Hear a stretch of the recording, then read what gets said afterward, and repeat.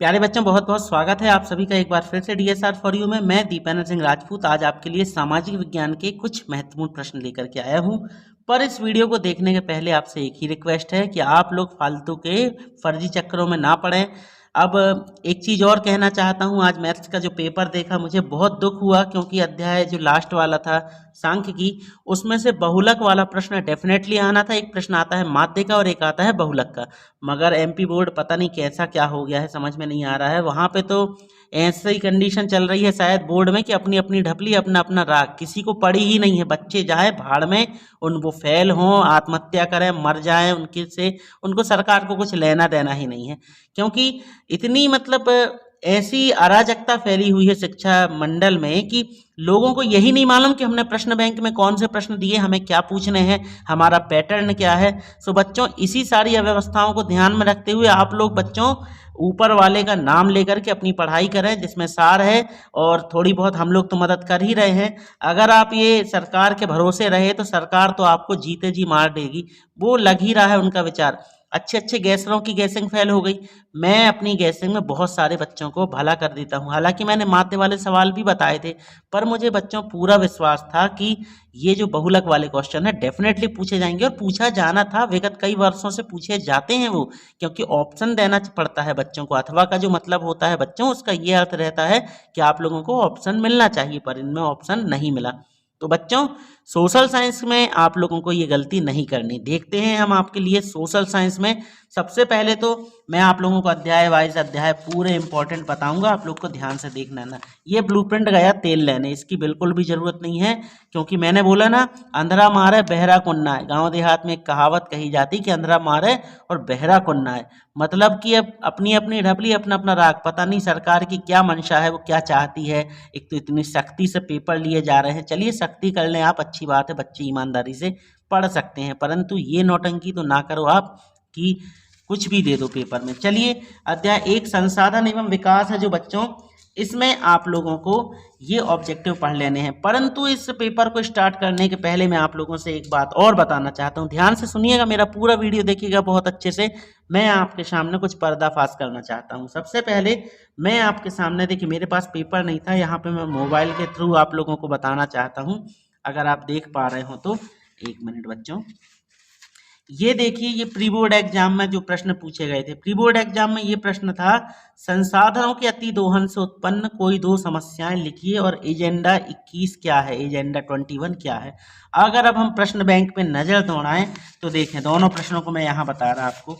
ये है प्रश्न, संसाधनों के अति दोहन से उत्पन्न हुई कोई दो समस्याओं का, ये मिल गया चलिए।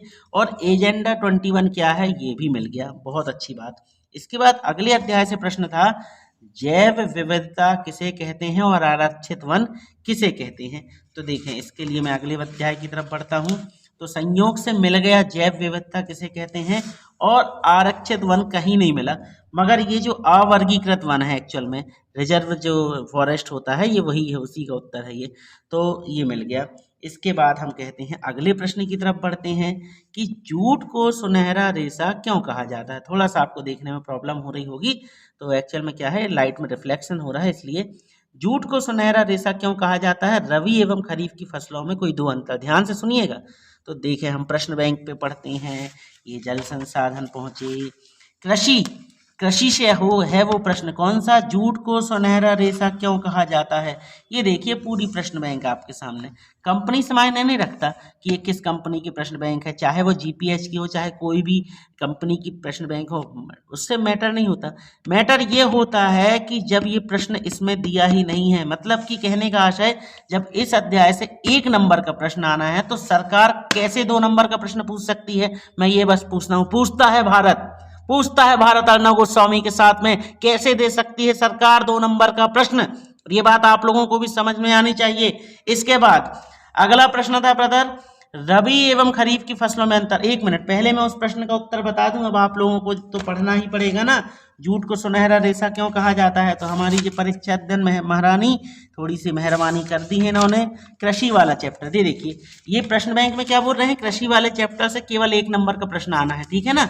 और यहाँ पे देखो, परीक्षा अध्ययन में कम से कम ये प्रश्न मिल गया कि जूट को सुनहरा रेशा क्यों कहा जाता है, ये मिल गया, चलो अच्छी बात है। इसके बाद बारी आई रबी एवं खरीफ की फसलों में अंतर। देखो फिर एक और झंझट, यहाँ पे देखो इस अध्याय से जब प्रश्न ही नहीं बन रहे ऑब्जेक्टिव के अलावा तो कैसे पूछ सकते हैं वो। परीक्षा दंड जी की मेहरबानी हुई, कम से कम इसमें हमें ये प्रश्न का उत्तर मिल गया, रबी एवं खरीफ की फसलों में अंतर। बच्चों ये पूरे प्रश्न का उत्तर मैं आप लोगों को समझाऊंगा सिखाऊंगा। अभी मैं आपको ये बस बताना चाह रहा हूँ कि आप लोग देख तो लो कैसा क्या सिस्टम चला के बैठी है गवर्नमेंट। मैं आज मैं थोड़ा सा नाराज हूं बेटा मैथमेटिक्स का पेपर देख करके। कंडीशन ये है ना कि कोई बोलने वाला नहीं है, हमारे माननीय मुख्यमंत्री महोदय जी भी देखते नहीं है कि शिक्षा व्यवस्था में किस प्रकार के हालात चल रहे हैं। कोई कुछ कर रहा है, प्रश्न बैंक अलग छप रही है, पेपर कोई और बना रहा है, और आपका पाठ्यक्रम सिलेबस कोई और जारी कर रहा है। अपनी अपनी ढपली, अपनी अपनी राग, अंधेर नगरी चौपट राजा वाली कंडीशन मची पड़ी है और कुछ नहीं। अब देखो अगला प्रश्न था, औद्योगिक क्रांति से क्या आशय है। अब इस प्रश्न के बारे में मैं बताऊं बच्चों, ये उद्योग वाले चैप्टर से लिया गया है, ये उद्योग वाले चैप्टर से, ठीक है। मैंने यहाँ पे पूरा ढूंढ लिया A to Z पूरी प्रश्न बैंक को, ज्यादा तो यहाँ पे आप लोगों को बता नहीं सकता, दिखा नहीं सकता। पूरे 6-7 जितने भी अध्याय हैं सारे अध्याय ढूंढ लिया, और ये परीक्षा अध्ययन ढूंढ ली पूरी की पूरी। मुझे बच्चों कहीं नहीं मिला इस प्रश्न का उत्तर कि औद्योगिक क्रांति से क्या आशय है। अब आप ये बताइए, अब आप कैसे पढ़ोगे। इस टाइप के कुछ प्रश्न आ जाएं आउट ऑफ कवरेज एरिया तो आप क्या करोगे। पहली चीज तो वैसे ही तो बच्चे परेशान हैं, यूट्यूब में फर्जी लोग कुछ लोग और पेपर डाल रहे हैं, तो उनके चक्कर में ही बच्चे परेशान कि उनको बस पढ़ के बैठ गए और आना जाना उससे कुछ नहीं। तो ये कंडीशन मची हुई है बच्चों। तो ये औद्योगिक क्रांति वाला नहीं मिला हमको कहीं पे। फिर एक प्रश्न था उसी के नीचे, जाबर मजदूरों पर किस तरह नियंत्रण रखने लगे। आप देख पा रहे होंगे तो 9वीं का अथवा। तो इस प्रश्न का उत्तर संयोग से हमें मिल गया था प्रश्न बैंक में, ये मिला था यहाँ पे राष्ट्रवाद वाले में। एक मिनट बच्चों, कहाँ गया,